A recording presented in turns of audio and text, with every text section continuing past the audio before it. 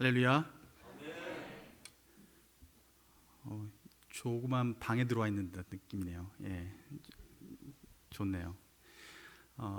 하나님께서 오늘 이 시간 함께하는 여러분 모두에게 각자에게 필요한 은혜를 주시기를 주님의 이름으로 축원합니다. 하나님께서 우리를 사랑하셔서 주님의 예배 자리로 부르셨고 하나님 앞에 우리 마음을 들여 예배할 수 있음을 감사합니다. 우리 각자가 주님 앞에 나와 기대하는 마음, 우리가 갈급한 마음, 그 마음으로 나아갈 때 하나님께서 채워주실 줄로 믿습니다. 하나님께서 저를 이곳에 보내셔서 지금 이 자리에서 예배드리게 하시는 것은 저를 통해서 무엇인가 흘려보낼 것이 있겠다라고 생각하셔서 하나님께서 세운 줄로 믿습니다. 예배 말씀 가운데 하나님 어떤 말씀 전할까요? 이렇게 기도하는 중에 지난번에 옛날에 했던 것 중에서 잘된 거 가져가서 골라서 해라, 이런 말씀 안 하셔서요. 그래서 명광교회에 꼭 필요한 말씀이 무엇일까 주님 앞에 기도하면서 말씀 본문을 준비하고 말씀을 준비했습니다. 그것이 천국 비유에 대한 말씀이었어요. 그 천국 비유의 말씀, 우리가 잘 아는 말씀이고 또 우리가 기대하는 말씀이고 또 많이 들었던 말씀이지만 그 가운데 하나님께서 우리에게 무엇을 바라실까, 이런 부분을 좀 생각해 봤으면 좋겠습니다. 여러분 요즘에 무엇에 관심 있으십니까? 부동산, 혹시 내가 사는 땅, 이런 거에 좀 관심 있으십니까? 어떤 분은 요즘 금리가 올라가서 대출받은 것, 빚이 갑자기 늘어나서 이거 참 고민이다 라고 생각하는 분들도 계시고, 나 이런 거 저런 거 다 관심 없고 난 이런 거 저런 거 생각할 것도 없어, 그냥 편하게 좀 여행 가고 싶어, 그래서 그런데 관심 있는 분들도 계십니다. 여러분 어디에 관심 있으세요? 제가 이런 관심사를 좀 이렇게 생각해 보니까 한 가지 부류는요, 근심이더라고요. 아유, 내가 아파트 샀는데 저 오를 줄 알고 샀는데 요즘 계속 떨어지네, 어떡하지? 요즘 세종 집값이 아주 계속 내려가고 있습니다. 다행히 저는 집이 없습니다. 그래서 저는 크게 요동하지 않지만 그런데 많은 사람들이 요동하시더라고요. 근심 있어요. 요즘 청년들이 집 하나 사기에 너무 힘든데 대출받아서 그나마 살 수 있었는데 대출받기도 요즘에 여의치 않고, 이미 대출받으신 분도 그것 때문에 마음 졸이면서 사시더라고요. 근심에 뿌리 내리신 분들이 계세요. 그리고 또 한 가지는 욕심에 우리가 뿌리 내리고 살더라고요.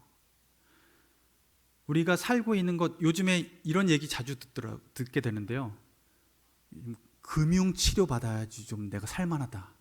용돈을 자녀들한테 이렇게 좀 두둑히 받으면 아팠던 마음이 치료가 된대요. 월급날이 되면 월급을 좀 그때 받을 때 한 달 동안 계속 힘들었는데 월급 받을 그날 금융 치료 받는다고 하더라고요. 그 치료 받아야 내가 살겠다. 그런데 치료 받는 뿐만 아니라 좀 누구한테 이렇게 좀 베풀었으면 좋겠다라고 생각해서 또 힐링해 줄 수 있는 좀 그 정도 여유로운 삶을 살고 싶어라는 생각으로 어쩌면 그것이 과해져서 욕심에 뿌리 내리는 삶을 살기도 하더라고요. 또 한편은 아까 말씀드린 것처럼 이것도 저것도 난 너무 지쳤어 하면서 무심해지더라고요. 무심에 뿌리 내리는 삶을 살게 되더라고요. 여러분은 어디에 지금 뿌리 내리고 계십니까? 어디에 깊이 뿌리 내리고 살면서 때로는 한숨 짓기도 하고, 때로는 기쁨의 웃음을 짓기도 하고 희비의 교차를 하고 있는지 모르겠습니다. 영성이라는 건요, 좀 전에 말씀드렸던 그런 내가 관심 가지고 있는 것, 그것들 중에서 내가 가치 있다라고 여기는 그것에 내 시간을 들이고 물질을 들이고 내 열정을 들여서 내가 무엇인가 되고 싶어하는 그 열정들, 그것들 우리는 영성이라고 표현을 해요. 일반적인 영성. 그렇다면 기독교 영성이라고 한다면, 우리가 그리스도인으로서 가진 영성이라고 한다면 우리는 어디에 가치를 두고 우리는 어디에 뿌리를 내리고 살아가야 하는지 우리는 좀 돌아봐야 될 필요가 있습니다. 많은 사람들이 함께 똑같이 하는 생각들, 거기에 뿌리를 내리고 살고 있는지, 아니면 정말 주님이 원하시는 그곳에 뿌리를 내리고 살고 있는지 우린 좀 돌아봐야 될 것 같아요. 우리가 이렇게 뿌리 내리고 있는데, 그래서 주님께서는 우리에게 이런 말씀을 하십니다. 잠언 말씀에 뭐라고 말씀하시냐면, 모든 지킬 만한 것 중에 내 마음을 지키라.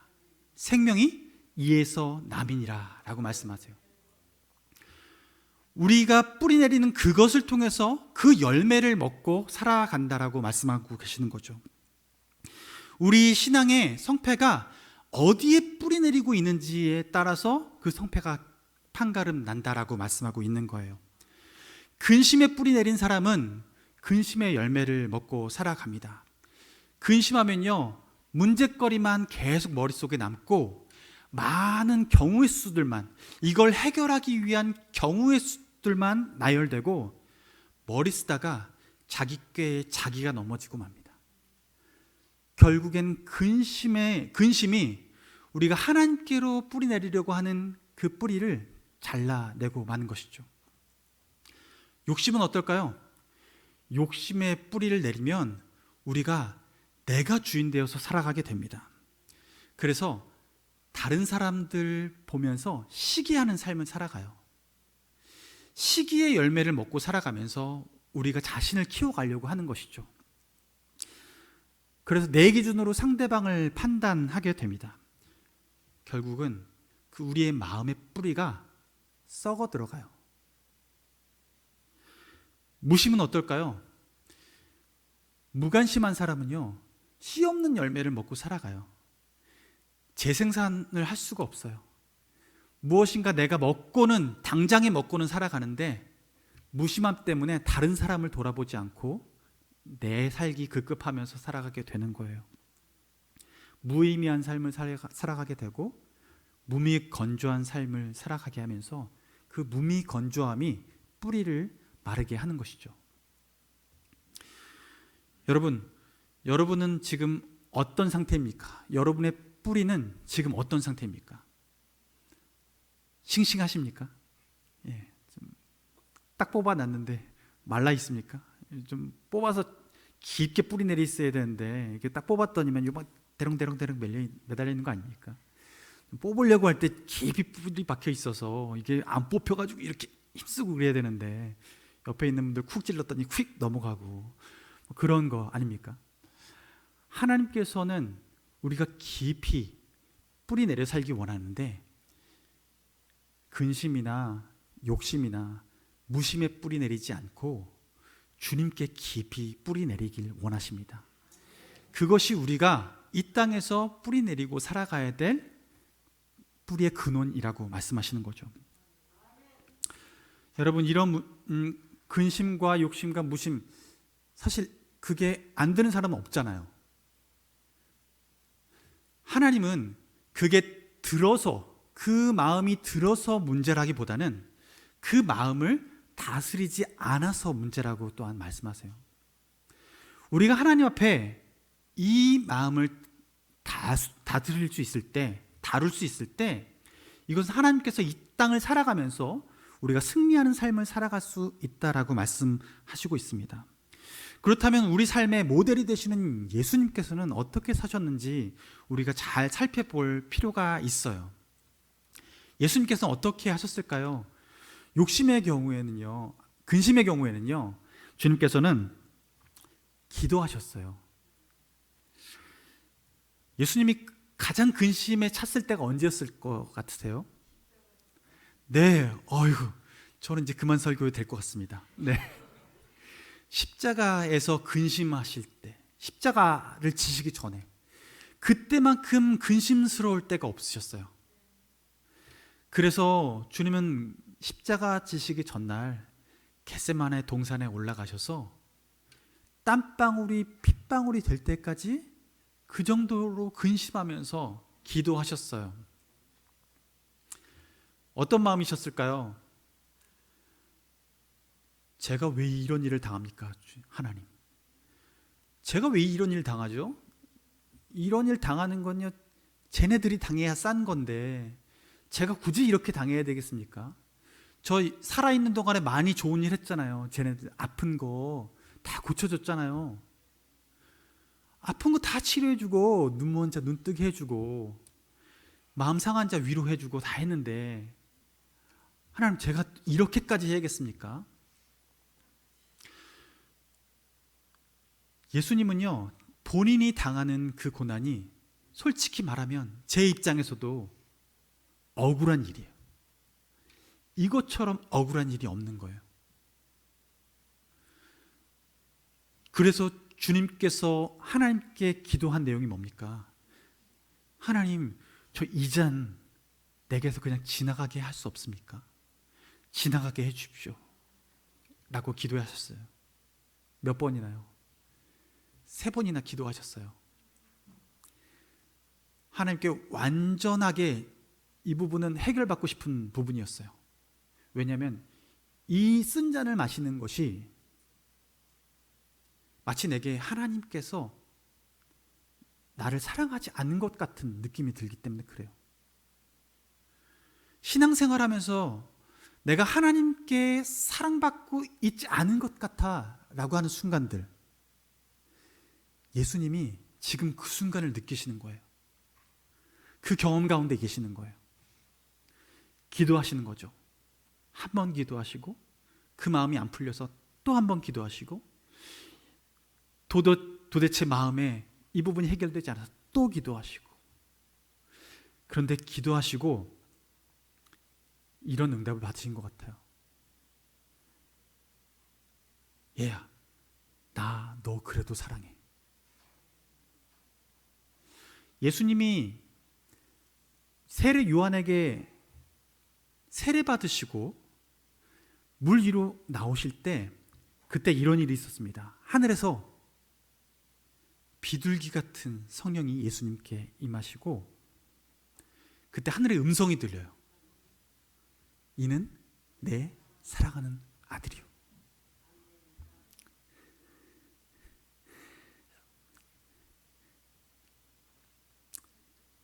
예수님이 그 쓴 잔을 마실 때 그 말씀이 떠나지 않는 거죠. 다시 생각나는 거죠.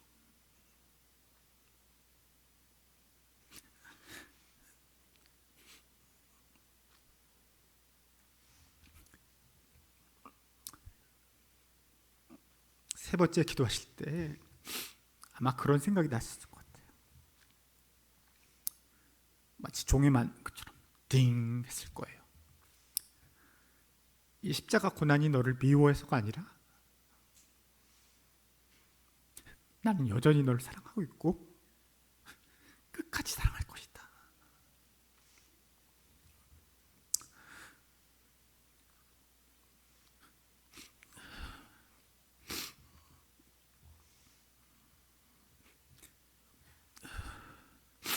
주님은 그곳에 마음의 뿌리를 내리신 거예요.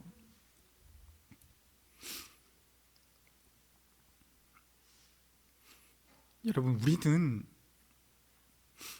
근심 가운데 근심의 뿌리를 내리고 이걸 어떻게 해결하지라는 그런 고민 가운데 있는데, 하나님은 그 근심을 넘어서서 너의 이 근심거리가 너를 미워해서 허락한 근심이 아니야.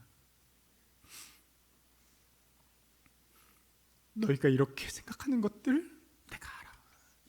그런데 나는 너희를 사랑한 것 여전히 사랑해. 예수님은 그 사랑의 음성을 기억하시고 그 잔을 받으시기로 작정하신 거죠. 여러분, 우리 인생 가운데 그 근심이 들 때가 언제 있습니까? 예수님이 세례 받으시고 올라오실 때 그 음성을 들으셨던 그 음성이 하나님은 우리에게 언제 하셨냐 하면 예수님이 십자가에 달리실 때 하신 거예요. 예수님께서 2000년 전에 십자가에 달리셨을 때 그것이 우리를 향한 사랑의 고백이셨던 거죠. 그런데 우리는 살아가면서 우리가 당한 환경과 그 상황 가운데 하나님의 사랑을 가늠하고 있었던 거 아닐까요? 하나님은 그 가늠자를 내려놓으라고 말씀하시는 거예요. 십자가에서 너희를 위해서 죽어준 그 사랑이 그것이 전부이다라고 얘기하시는 거예요. 그것으로 충분하다고 말씀하세요.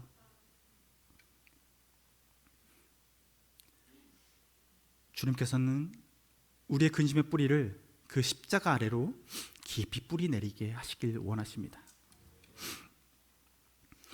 여러분, 욕심이 드실 때 어떠십니까? 주님은 어떻게 하셨을까요? 예수님은 만물의 주인 되신 하나님께 그 뿌리를 내리셨습니다.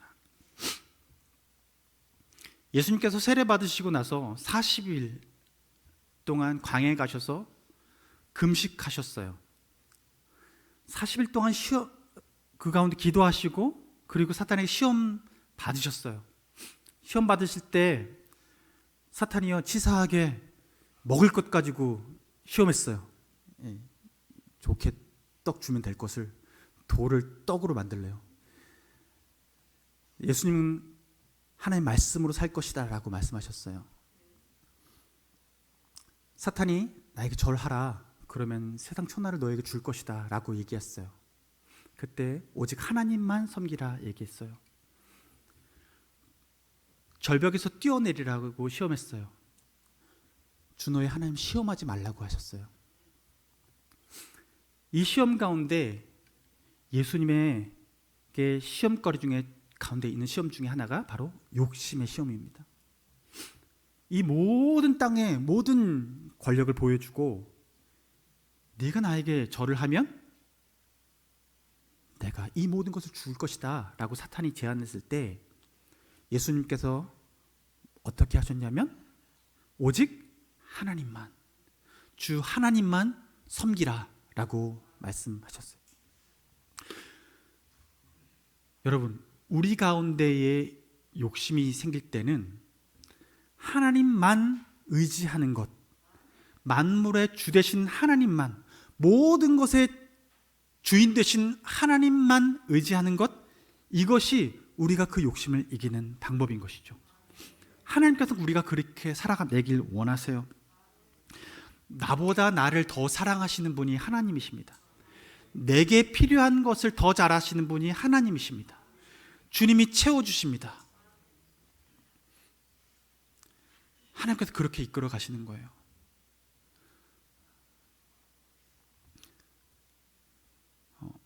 저는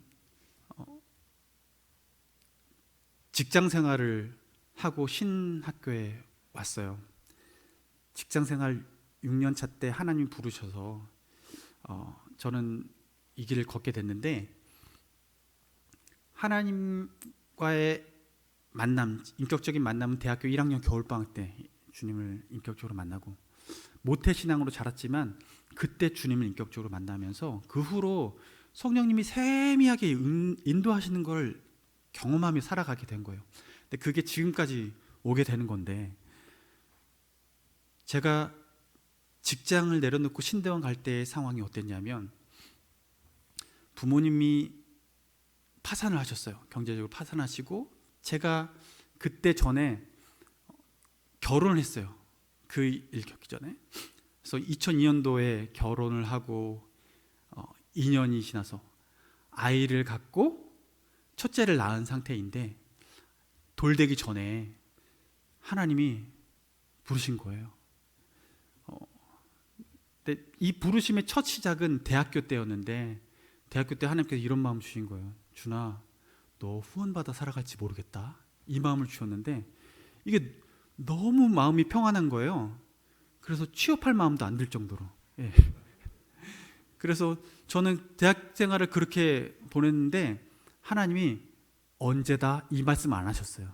그래서 언제라고 말씀 안 하셨으니까 제가 제 삶을 그냥 쭉 살아가는 게 맞잖아요. 그래서 그 순서에 맞게 살았어요. 대학교 졸업하고 대학교 졸업해서 ROTC로 군대 가고 군대 갔다 와서 제대하고 그리고 취업의 길을 걷고 그런데 그 취업하고 나서 6년 차 때 가게 되는데 5년 차 때, 4년 차, 5년 차 때 그때 가정에 어려움이 왔던 거죠. 근데 그때 부르신 거예요. 제가 이 응답을 받고 신대원에 시험 보는 게 딱 2주 공부하고 신대원 시험 보고 합격해서 간 건데, 그때 상황이 어땠냐면 제가 가지고 있었던 제 저기 모든 것들, 하여튼 대출을 받을 수 있는 것들, 그것들 부모님 거 갚아내는데 다 하고 그래도 여전히 있는 거죠. 그런데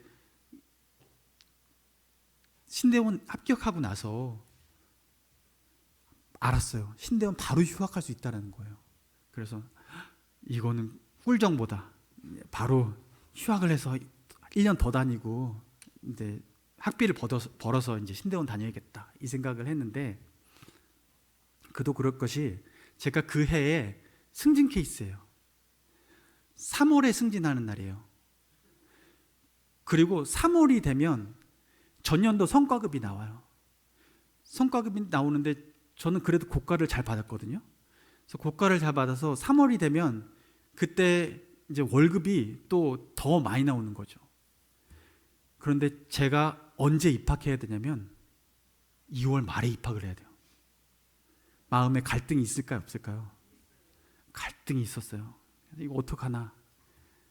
그런데 하나님 앞에 이걸 놓고 기도하는데, 휴학할까요? 기도하는데 하나님 이런 마음 주시는 거예요.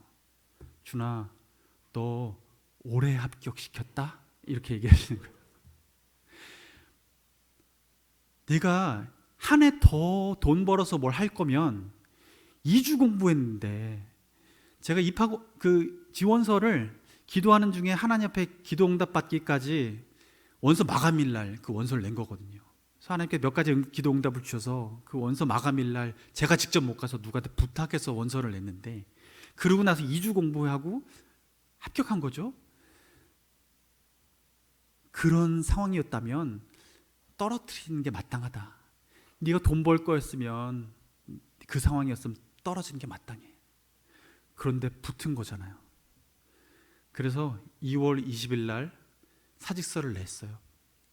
네, 그 회사 고모님이 임주임 왜 퇴사하냐고, 이러이러해서 한다니까 왜 그 힘든 길 가냐고, 그러시더라고요. 그런데 결국엔 그렇게 하고 그 모든 것 내려놓고 신대원을 갔고 지금까지 살아있어요. 그리고 그 사이에 유학도 다녀왔어요. 부모님이 똥똥하게 잘 다시 회복됐느냐? 아니요. 저희 부모님 아직 기초생활 수급자세요. 여전히 그 상황은 변함이 없어요. 그런데 하나님께서 그때에 맞도록 채워주셨어요. 이게 저는 은혜예요. 그리고 미국에서 생활을 마치고 돌아와서 개척의 마음을 주셔서 개척하게 하시고, 그런데 뜻밖의 하나님께서 또 인도하심이 있어서 이 청빙의 과정까지 참여하게 하시고, 그리고 이 자리까지 와서 함께 마음을 나누는데요, 하나님께서 책임지세요. 하나님께서 지금까지 저를 안 굶기시더라고요. 이렇게 보니까 앞으로도 안 굶을 것 같아요. 여기 있는 분이 밥 한 끼씩만 사주셔도 적어도 몇 달은 버틸 것 같아요.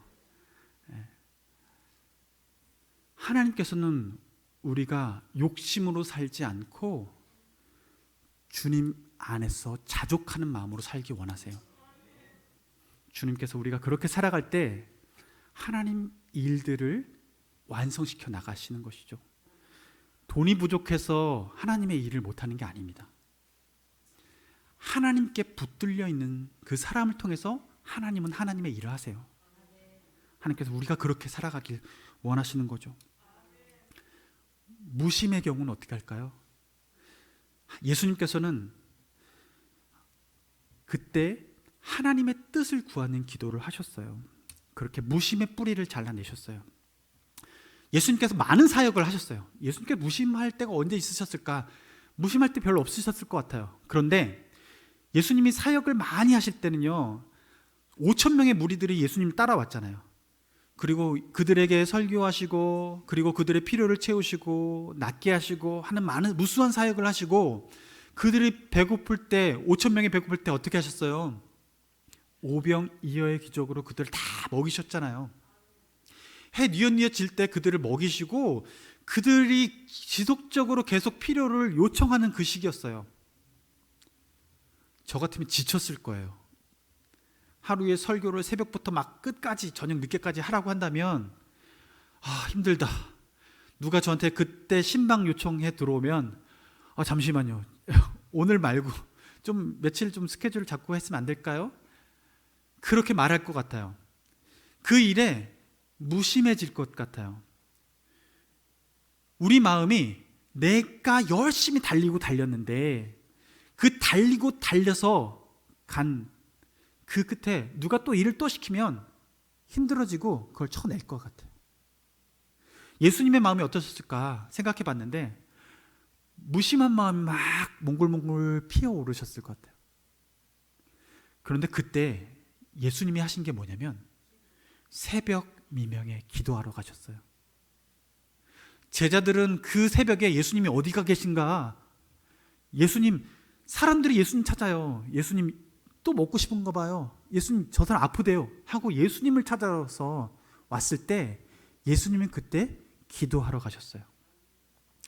기도하러 가셔서 하나님께, 하나님 뭘 하기 원하세요? 라고 기도하셨을 거예요. 왜냐하면 예수님이 기도하신 이후에 베드로가 왔을 때, 사람들이 이런 요청을 해서 더 낫기 원합니다, 더 원합니다 라고 했을 때, 얘들아 다른 데로 가자 하고 떠나셨어요. 사람들의 필요만 보고 움직인다면 그 사람들의 요구를 채워주는 게 맞겠죠. 그런데 예수님은 하나님의 뜻 따라 움직였습니다. 사람 뜻 따라 움직인 것이 아니라 하나님 뜻 따라 움직였어요. 하나님께서는 우리 마음에 무심한 마음이 들 때 하나님 뜻을 구하라고 하시는 거예요. 하나님 뜻 따라 움직일 때, 그때 주님께서는 우리 삶을 의미 있는 삶으로 인도하시는 거예요. 무미건조해서 메말라지려고 할 때 다시 생기를 주시는 거예요. 힘들어도 다시 한 걸음 내디딜 수 있게 되는 거죠. 광야에 길을 내시는 분이 바로 주님이시기 때문에 그렇습니다.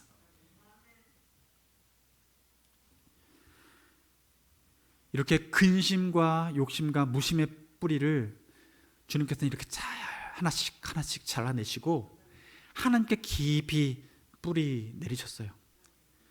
그럴 때 하나님께서 무엇을 기대하셨을까요? 바로 하나님 나라, 그 하나님 나라에 대한 비전을 가지고 그 뿌리들을 하나씩 잘라내신 거예요. 그 하나님 나라의 비전을 주님께서는 말씀하세요. 예수님이 공생애를 시작하시는 그때에 40일 금식하시고 첫 선포하셨던 메시지가 뭐냐면, 회개하라, 천국이 가까이 왔느니라 라는 선포예요.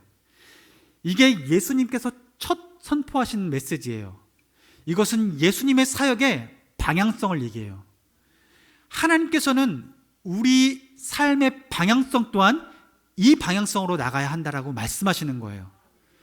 주님께서는 이 땅 가운데 하나님 나라가 임하길 원하시고, 예수님이 재림하실 때에 그 하나님 나라, 완성된 그 하나님 나라를 우리가 맛보게 될 것이라고 말씀하고 계시는 거예요. 그래서 우리 마음을 돌이켜서 이 근심과 욕심과 그 무심의 뿌리를 저련히 잘라내고, 그 하나님 나라에 우리 삶을 목표를 두고 예수 그리스도 주 하나님께 뿌리를 두고 살아가라 말씀하고 계시는 겁니다. 예수님께서는 그래서 그 이후의 모든 사역이 하나님 나라를 맛보게 하는 사역인 거예요. 하나님 나라 어떤 모습이길래 그랬을까? 요한계시록의 말씀에 보면 그 나라에서는 하나님께서 눈물을 닦아주시고 애통하는 것, 죽음도 없고 애통하는 것, 곡하는 것 없을 것이다 라고 주님께서 말씀하세요. 그 모든 고통이 사라지고 주님 안에 주님과의 기쁨의 교제가 있다라고 말씀하세요. 이 땅에서 예수님께서 하신 모든 사역의 요약은 그 모든 근심들을, 그 애통하는 것들을, 눈물들을 닦아주시는 사역들을 하셨어요. 그래서 눈먼 자의 눈을 뜨게 하시고 저는 자의 다리를 일으켜 세우시고 가늠한 자의 그 마음을 만져주시고, 그리고 삭개오처럼 그 욕심에 찌들어 있는 사람의 친구가 되어주셔서 그들의 삶을 바꿔내 주셨어. 이 땅에서 하나님 나라를 맛보게 하시는 사역을 하셨던 거예요. 그러니까 어떤 일이 벌어진 줄 아세요? 사람들이 몰려오는 거예요. 예수님께서 하나님 나라의 맛을 보여주니 그 맛을 본 사람들이 찾아오기 시작하는 거죠. 맛집에 사람들이 몰리는 거예요. 그래서 5,000명의 무리들이 찾아오죠. 예수님 5,000명 먹이셨어요. 4,000명의 무리들이 찾아오죠. 7병2호로 먹이셨어요. 주님께서는 그들의 필요들을 하나씩 하나씩 다 채워주셨어요. 나병 환자도 왔어요. 사람들 틈에 끼어 있지 못해서 마을 입구에서 저 멀리 예수님이 마을로 들어가는 걸 보시고 다윗의 자손 예수여 라고 외치면서 예수님의 걸음을 멈춰 세우시고, 그리고 예수님께 간곡히 부탁했어요. 그랬더니 주님이 그 음성을 들으시고 제사장에게 가봐라, 너희 환부를 내어 보여봐라. 다 그들은 가는 중에 깨끗함을 입었어요. 어떠한 한 사람도 예수님을 찾아가서 빈손으로 온 사람이 없었어요. 예수님이 다 채워주셨어요. 그랬더니 그 맛을 본 사람들이 모이기 시작하는 거예요. 그 소문을 들은 사람들이 모이기 시작하는 거예요. 천국은요, 어떤 특징이 있냐면 오늘 본문과 같은 특징이 있는 거예요. 작은 겨자씨 하나 심었는데요, 그 겨자씨가 자라서요 풀보다 더 커서 나무가 되었어요. 그런데 오늘 본문의 끝에 뭐라고 하냐면 그 나무의 가지에 공중의 새들이 깃드느니라 이렇게 말해요. 새들이 와서 안식하는 거예요. 깃들어 쉬어가는 거예요. 하나님께서는 예수 그리스도를 이 땅에 심으시고 예수 그리스도를 통해서 많은 새들이 와서 깃들어 쉬는 그 천국의 모형을 보여주셨어요. 예수님이 이 땅에서 죽으시고 부활하시고 승천하시면서 내가 너희를 세상 가운데 보내노라 하면서 우리를 보내셨어요. 우리가 이 땅의 작은 예수로서 다시 한번 심기우는 거죠. 주님이 바라시는 게 뭘까요? 우리가 내가 뭘 할 수 있어 라고 생각한 우리가 이 땅에 심겨져서 내 가정에 심겨지고 내 일터에 심겨지고 이 교회 가운데, 이 땅 가운데, 학교에 심겨져서 풀보다 자라고 더 크게 자라서 나무가 되어지는데 튼튼한 나뭇가지가 생겨서 그 가지 위에 새들이 깃들어서 쉬어가는 그런 하나님 나라를 이 땅 가운데 이루는 한 사람 한 사람이 되어지길 원하시는 거죠. 하나님께서는 우리를 통해서 그렇게 하나님 나라를 이루어 나가길 원하시는 거예요. 그 공동체가 교회입니다. 한 사람 한 사람 모여서 숲을 이루어가는 것이 교회 공동체입니다. 우리가 직장에 가서 두세 사람이 모여서 숲을 이루어내는 것, 그것이 주님께서 원하시는 교회의 모습인 것입니다. 교회 이 예배당에 모여서 예배만 드리는 것이 교회가 아니라 우리가 살아가는 그 삶의 현장에서 주 예수 그리스도를 머리로 한 그 교회의 삶을 살아낼 때, 그 가지에 사람들이 깃들어 살기 시작할 때, 그 사람들이 와서 안식하기 시작할 때 우리는 교회로서 살아내기 시작하는 것입니다. 주님께서는 우리가 그런 삶을 살아내길 원하시는 거죠. 여러분, 같이 그 그림을 그렸으면 좋겠습니다. 내가 심겨지는 그곳에 때로는 여전히 풀 같아 보이지만 조금 더 자라서 내가 새 한 마리 정도는 내 가지 위에 살포시 앉아서 쉬어갈 수 있고, 좀 다 잘 쉬어서 좀 더 다른 데 날아가야 될 힘 얻어서 후루룩 날아갈 수 있도록 그렇게 쉼이 되어주는 그 역할을 하는 한 사람이 되었으면 좋겠습니다. 우리가 숲이 되었으면 좋겠습니다. 명광교회가 숲이 되었으면 좋겠습니다. 많은 사람들이 쉬어갈 수 있고, 그리고 또 힘을 얻어서 세상 가운데 나아갈 수 있는 그런 풍성한 나무 숲이 되어지길 주님의 이름으로 축원합니다. 기도하겠습니다. 살아계신 아버지 하나님, 주님의 은혜 감사합니다. 우리에게 소망 주시니 감사합니다. 우리는 연약합니다. 그러나 주님은 풍성합니다. 우리가 오직 예수 그리스도께 뿌리를 내리고 이 땅 가운데 살아갈 때에 하나님, 겨자씨만한 우리의 삶이 풀이 되어지고 풀보다 더 커서 무성한 나뭇가지를 맺어서 많은 새들이 깃들어 쉬어갈 수 있는 한 그루의 나무 또한 숲이 되어지길 원하오니 주님, 우리를 사용하여 주옵소서. 우리 명광교회를 사용하여 주시옵소서. 예수님의 이름으로 기도드립니다. 아멘.